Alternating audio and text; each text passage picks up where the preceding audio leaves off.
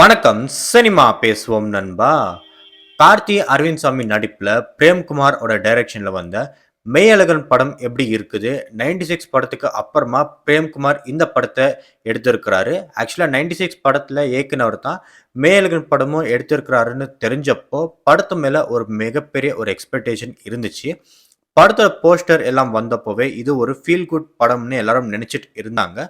அப்படி மெய்யழகன் படத்து மேல ஆடியன்ஸ்க்கு இருந்த எக்ஸ்பெக்டேஷன் உண்மையா இருந்துச்சா? இல்லன்னா பொய்யா இருந்துச்சான்னு தான் இந்த வீடியோல நாங்க பார்க்க போறோம். வாங்க. முதல்ல படத்தோட ஸ்டோரி என்னன்னு பார்ப்போம். ரொம்ப நாளைக்கு அப்புறம் அரவிந்த் சாமி அவரோட ஊருக்கு போவாரு. அப்போ கார்த்திய மீட் பண்ணுவாரு அரவிந்த் சாமி.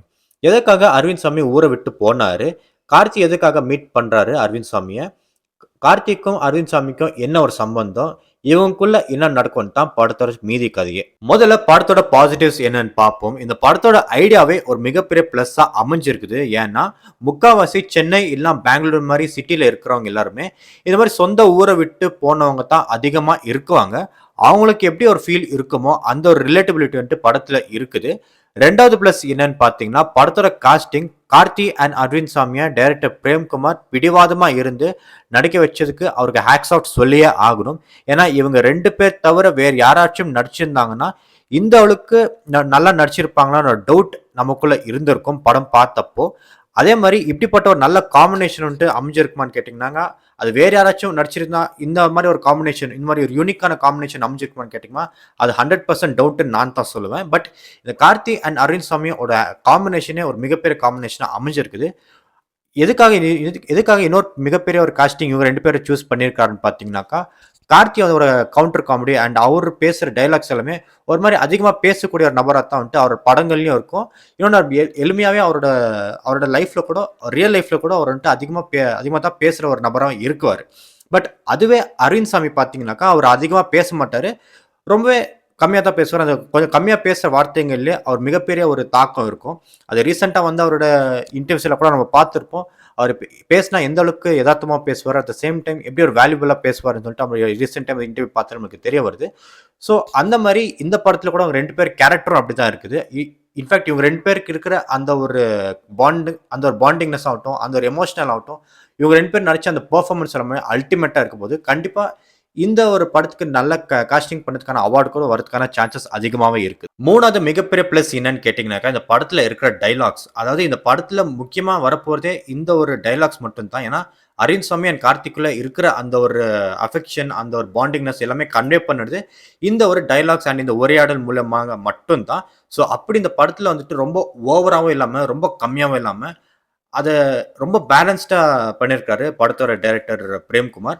அண்ட் இன்னும் சுருக்கமா பார்க்க போனாக்கா, இந்த படத்துக்கும் 96 படத்துக்கும் கிட்டத்தட்ட சிமிலர் ஸ்டோரீஸா தான் இருக்கும். பிகாஸ் அதே அந்த படத்துல எப்படி காதல்ல வந்துட்டு அவங்க உரையாடல் எப்படி வைக்கிறாங்களோ, அதே மாரி இந்த படத்துல இவங்க 2 பேருக்குள்ள இருக்கிற அந்த ஒரு உரையாடல் வந்துட்டு, அந்த ஒரு பாண்டிங் வந்துட்டு ரொம்ப நல்லா கன்வே பண்ணியிருக்காரு டைரக்டர் பிரேம்குமார்.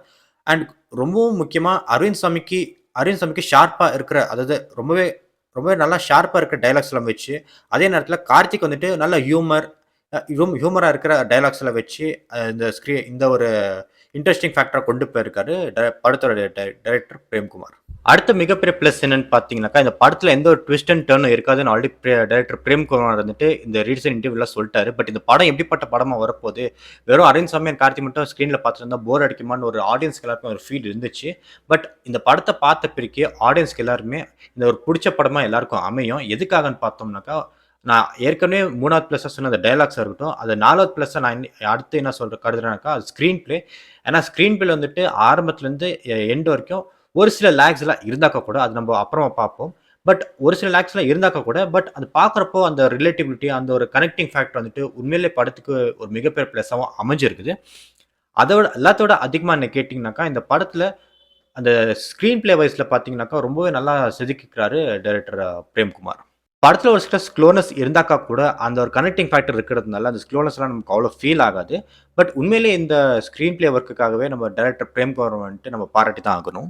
அடுத்து படத்தோட மியூசிக் இந்த படத்துல எப்படி அமைஞ்சிருக்குதுன்னு பார்த்தீங்கன்னாக்கா, இந்த படத்துல மியூசிக் தான் இன்னும் மிகப்பெரிய பலமா அமைஞ்சிருக்குது. இந்த படத்துல வர பாட்டுகளாகட்டும், அந்த பேக்கிரவுண்ட் மியூசிக் ஆகட்டும், அந்த அந்த கான்வர்சேஷன் டைம்ல, அதாவது உரையாடல் டைம்ல வந்துட்டு, அங்க வர சின்ன சின்ன மியூசிக் எல்லாமே ரொம்பவும் டீசென்ட்டா இருந்துச்சு. அட் த சேம் டைம் எந்த இடத்துலயுமே மியூசிக் கூட வந்துட்டு ஒரு ஓவர் டூயிங்கா இல்லாம, ஒரு ஓவர்வெல்மிங்கா இல்லாம, ஒரு ரொம்ப அண்டர்வெல்மிங்காவும் இல்லாம, அது ரொம்ப தத்ரூபமா கோவிந்த் வசந்த் வந்துட்டு மியூசிக் பண்ணியிருக்காரு. எந்த இடத்துலயுமே இந்த மியூசிக் வந்துட்டு ரொம்ப ஒரு ஹை பிட்ச் வந்துறக்கூடாது, அப்படிங்கிற ஒரு மைண்ட் செட் வந்துட்டு கோவிந்த் வசந்த் தான் ரொம்பவே அழகா இந்த படத்துல பண்ணியிருக்காரு. அண்ட் இன்ஃபாக்ட் அதே எப்படி 96 படத்துல வந்துட்டு அந்த பேக்கிரவுண்ட் ஸ்கோர் எல்லாமே ஒரு மிகப்பெரிய பலமா அந்த படத்துக்கு அமைஞ்சுச்சோ, அதே மாரி இந்த படத்துலயும் அமைஞ்சிருக்குது. அண்ட் இன்ஃபாக்ட் 96 படத்துல பார்த்தீங்கன்னாக்கா, அந்த பாட்டு எல்லாமே இப்போ வரைக்கும் டாப் ட்ரெண்டிங்ல இருக்குது. என்ன கேட்டீங்கன்னாக்கா, அந்த லைஃப் ஆஃப் ஃப்ரம் பாட்டுன்னு பார்த்தீங்கன்னா, இப்போ கூட நெறைய பேரோட காலர் டியூனா இருக்குது. அட் த சேம் டைம் பிளேலிஸ்ட்ல அடிக்கடி ரிப்பீட் ஆகுற ஒரு பாட்டாவும் இருக்குது இப்போ வரைக்கும். கடந்த 10 வருஷமா ஒரு பாட்டு வரும், ஹிட் ஆகும். அப்புறம் அந்த பாட்டு 1 மாசம், 2 மாசம் இல்ல 1 வாரம், 2 வாரத்துல நம்ம மறந்துருவோம். அதே பட் அந்த மாதிரி 96 வந்த பாட்டுங்கள் எல்லாமே அப்படியெல்லாம் அமையல. அது எவ்வளோ டைம் நம்ம கேட்டா கூட நமக்கு அந்த பாட்ட நம்ம சலிக்க முடியாது. அந்த மாரி தான் மெய்யழகன் படத்துல அந்த பாட்டெல்லாம் கூட அமைஞ்சிருக்குது. அண்ட் இன்ஃபாக்ட் இந்த படத்துல கமல்ஹாசனும் ஒரு பாட்டு பாடியிருக்காரு. அந்த பாட்டு பிளேஸ் பண்ண விதம், அந்த சிச்சுவேஷன் எல்லாமே ரொம்ப நல்லா அமைஞ்சிருக்குது. இன்ஃபாக்ட் இந்த பாட்டு வந்துட்டு ஒரு பாட்டு ஹிட் ஆகணும்னு கேட்டீங்கன்னாக்கா, அந்த பாட்டுல வந்துட்டு யார் பாடுறாங்க, யாரு பாட்ட எழுதுறாங்க, யார் பாட்டு மியூசிக் பண்றாங்கன்னு தான் அந்த பாட்டுக்கான ஒரு வேல்யூ கிரியேட் பண்ணுது. இன்ஃபாக்ட் இந்த ஒரு காம்பினேஷன் தான், அந்த பாட்டுக்கு வர ஒரு காம்பினேஷன் தான் படத்துக்கு ஒரு மிகப்பெரிய ஒரு வேல்யூ கிரியேட் ஆகுது. ஸோ அந்த மாரி இந்த ஒரு பாட்டு பார்த்தீங்கன்னாக்கா, இந்த படத்துக்கு ஒரு மிகப்பெரிய வேல்யூ கிரியேட் பண்ணி குடுத்துருக்குது. அண்ட் அது பிளேஸ் பண்ண விதம், அந்த பாட்டோட வரிகள் எல்லாமே ரொம்பவும் நல்லா அமைஞ்சிருக்குது இந்த படத்துல. இப்போ படத்தோட நெகட்டிவ்ஸ் என்னன்னு பார்க்கலாம். ஆக்சுவலி நான் படத்தோட பாசிட்டிவ்ஸ் பத்தி சொல்றப்பவே, இந்த படம் கொஞ்சம் லேங்கா இருக்குதுன்னு நான் சொல்லியிருப்பேன். அஃப்கோர்ஸ் இந்த படம் வந்துட்டு ஃபர்ஸ்ட் ஹாஃப்ல எங்கேயோ லேகா இருக்குல்ல. பட் செகண்ட் ஹாஃப்ல கொஞ்சம் லேகா நம்மளுக்கு ஃபீல் ஆகும். பிகாஸ் 2 பேருக்கும் நடக்கக்கூடிய அந்த கான்வர்சேஷன்ல ஒரு சில பாயிண்ட்டுக்கு மேல படம் வந்துட்டு வேற ஜானர் நோக்கி போகுது அப்படிங்கிற ஒரு மைண்ட் செட் நமக்குள்ள பார்க்குறப்போ வருது. ஸோ அதெல்லாமே கொஞ்சம் தவிர்த்திருக்கலாம் எனக்கு என்னமோ தோணுது. பட் அதே மாரி இந்த படத்துல வெறும் டைரக்டர் அரவிந்த் சாமி அண்ட் கார்த்தி மேல தான் அதிகமா ஃபோக்கஸ் குடுத்தாரே தவிர, வேற ஆக்டர்ஸ்ல வேற காஸ்டிங் மேல கொஞ்சம் இன்னும் கொஞ்சம் அதிகமா குடுத்துருக்கலாமோன்னு எனக்கு தோணுச்சு. ஸோ ஒருவேளை அது எனக்கு மட்டும் தான் தோணுச்சா? இல்ல படம் பார்த்த உங்களுக்கு தோணுச்சா? அத மறக்காம நீங்க கமெண்ட்ஸ்ல சொல்லுங்க. அண்ட் அபவ் ஆல் என்ன கேட்டீங்கன்னாக்கா, அந்த படம் வந்துட்டு இதெல்லாமே மிகப்பெரிய மைனஸா? இதனாலேயே படம் ஃப்ளாப் ஆகுமா? இதனால படம் நம்ம பார்க்கவே கூடாதான்னு கேட்டீங்கன்னா, அப்படியெல்லாம் எதுவுமே கிடையாது. இந்த படத்துல எனக்கு என்னமோ தோணுன நெகட்டிவ்ஸ் நான் சொன்னேன். பட் படம் ஓவராலா பார்த்து வெளிய வரப்போ நம்ம என்ன ஃபீல்ல வரோமோ, அதுதான் மிகப்பெரிய ஒரு டூலா அமையுது. அதனால தான் நெறைய பேர் வந்துட்டு கிளைமேக்ஸ ரொம்ப நல்லா பண்ணுவாங்க.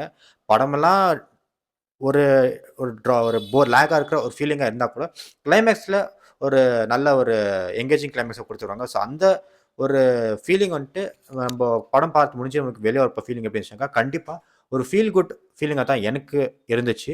ஸோ அதே மாரி உங்களுக்கும் இருக்கும்னு நான் நம்புறேன். ஸோ இந்த படத்த எல்லாரும் கண்ண மூடி தவிர தியேட்டர்ல போய் பார்க்கலாம். எந்த ஒரு டவுட்டும், எந்த ஒரு சந்தேகமும் இல்ல.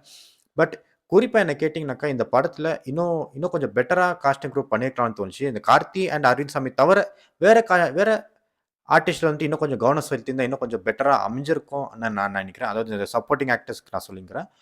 அதே மாரி இந்த படத்த வந்துட்டு யாரெல்லாம் பார்க்கலாம்னு கேட்டீங்கன்னாக்கா, அதாவது 6 முதல் 60 வரை எல்லா ஏஜ் கேட்டகரியும் இந்த படத்த போய் பார்க்கலாம். குறிப்பா சொந்த ஊர விட்டு போன அதாவது இந்த சென்னை மாரி, பெங்களூர் மாரி, அதாவது வெளிநாட்டுக்கு போன நம்மளோட தமிழ் மக்கள் எல்லாமே இந்த ஒரு படம் வந்துட்டு ஒரு மிகப்பெரிய ஒரு ரிலேட்டபிள் அண்ட் கனெக்டிவிட்டியா குடுக்கும்னு நான் 100% நான் உறுதியா நம்புறேன்.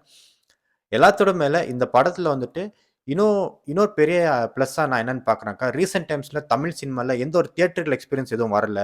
ஒரு பீக்கான ஒரு இன்ட்ரோ, ஒரு பீக்கான ஒரு கிளைமேக்ஸ். அதாவது பார்ட் 2க்கு லீட் குடுக்குற மாரி ஒரு கிளைமேக்ஸ தான் நம்ம அதிகமா பார்த்து சலிச்சு போயிருக்கிறோம். பட் இந்த படத்த நாங்க பார்க்குறப்ப பார்த்தீங்கன்னாக்கா, ஒரு டிஃபரண்ட் ஃபீலிங்க குடுக்கும். அதாவது இந்த மாரி கூட நம்ம தியேட்டர் எக்ஸ்பீரியன்ஸ் நம்ம குடுக்க முடியுமா? அப்படின்னு சொல்லிட்டு நம்மள நம்மள உணர வைக்கும். இந்த ஒரு உணர்வ குடுத்ததுக்காகவே டைரக்டர் பிரேம்குமாருக்கு நம்ம ஒரு நன்றி சொல்லித்தான் ஆகணும்.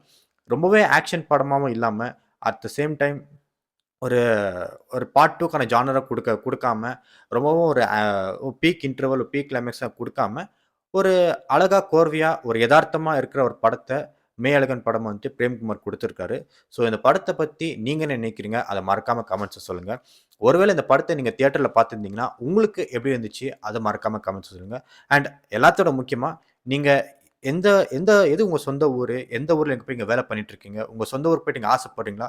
உங்க சொந்த ஊருக்கு போனாக்கா, நீங்க முதல்ல தேடி போற விஷயம், இல்ல நீங்க பார்க்க போற நபர் யாரா இருக்கும்?